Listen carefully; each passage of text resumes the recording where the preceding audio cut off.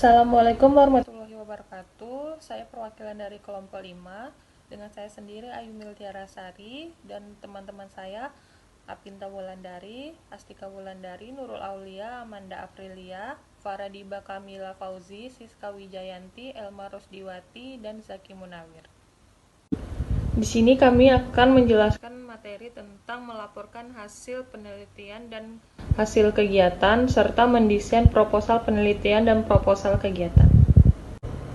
Mendesain proposal penelitian dan proposal kegiatan, yaitu membangun konteks teks proposal, melibatkan pengidentifikasian masalah atau kebutuhan yang akan diselesaikan, pemahaman tentang situasi dan kondisi yang berkaitan, serta pengenalan kepada pihak yang berkepentingan. Baiklah, yang selanjutnya yaitu mendesain proposal penelitian dan proposal kegiatan.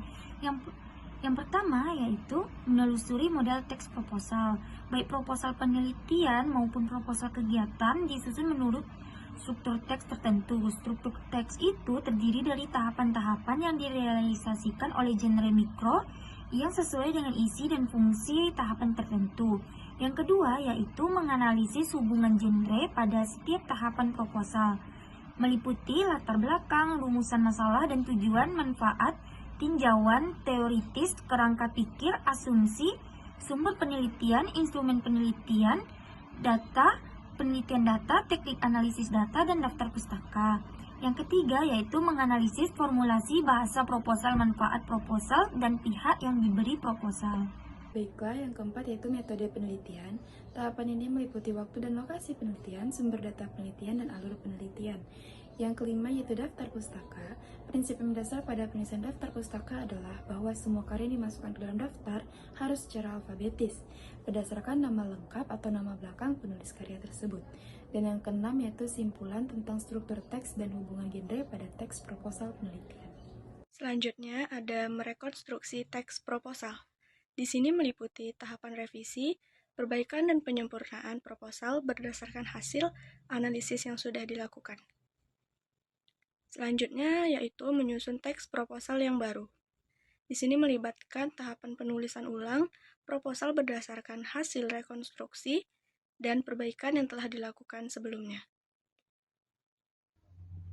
Selanjutnya, mendesain proposal penelitian dan proposal kegiatan. Membuat rangkuman. Setelah mengobservasi, mengeksplorasi, dan menganalisis proposal peneliti, dapat menyimpulkan struktur teks dan hubungan genre yang ada di dalamnya. Selanjutnya, masih membahas materi yang sama. Apabila terdapat bagian yang belum dipahami, Anda dapat membaca dan mengkaji bagian tersebut berulang kali. Apabila Anda merasa yakin bahwa Anda telah menguasai bab ini, buatlah rangkumannya. Isi rangkuman tersebut harus memuat keseluruhan isi bab. Selanjutnya, Anda dapat menyampaikan hasil rangkuman itu dalam forum diskusi.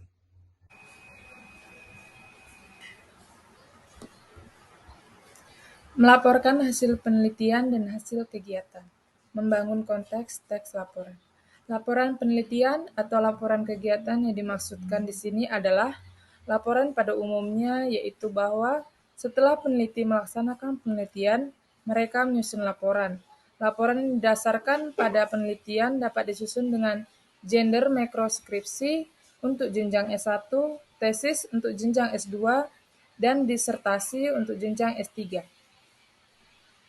Dan yang selanjutnya yaitu melaporkan hasil penelitian dan hasil kegiatan. Menelusuri model dan menganalisis teks laporan. Yang pertama yaitu menelusuri model teks laporan. Model teks laporan ini adalah suatu proses untuk memahami dan menganalisis bagaimana model teks yang telah dibuat atau dihasilkan bekerja. Proses ini melibatkan pengecekan dan analisis dari berbagai aspek model teks seperti arsitektur model dan data yang digunakan untuk melatih model serta parameter konfigurasi model.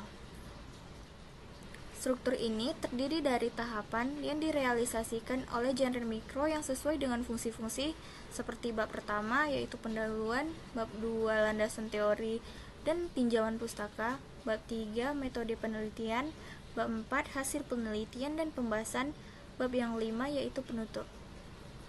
Dan yang kedua yaitu menganalisis hubungan genre pada setiap tahapan teks. Pada umumnya, Sebuah teks memiliki struktur atau tahapan yang terdiri dari berbagai bagian, seperti pendahuluan, isi, dan penutup. Setiap tahapan dalam teks dapat memiliki jenis atau genre yang berbeda-beda, tergantung pada tujuan atau konteks yang hendak disampaikan oleh pengarang. Setelah tahapan struktur teks, maka akan mendapatkan gambaran tentang sebagian isi laporan dan penelitian dan laporan kegiatan.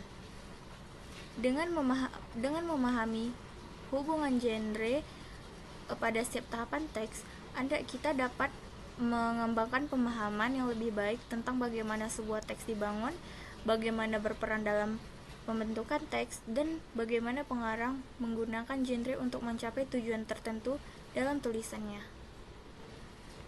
Kemudian merekonstruksi teks laporan.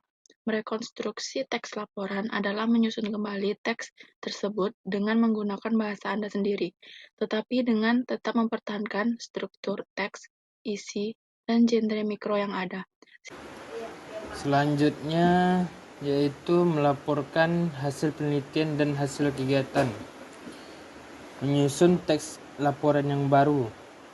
Adapun langkah-langkah menyusun teks laporan, yang pertama yaitu tentukan tema laporan, karena tema adalah ide yang menjadi latar belakang sebuah tulisan. Itu tema ini sebuah bagian terpenting dalam sebuah laporan. Selanjutnya, tentukan tujuan pembuatan laporan.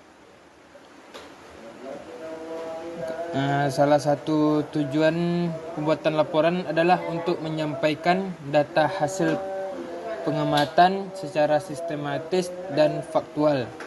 Selanjutnya, melakukan proses pembuatan laporan, kemudian menyusun kriteria aspek yang harus dilaporkan dan membatasi aspek yang harus dilaporkan, kemudian mulai mendeskripsikan unsur-unsur yang dijelaskan sesuai aspek.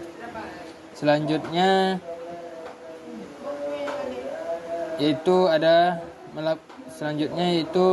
melaporkan hasil penelitian dan hasil kegiatan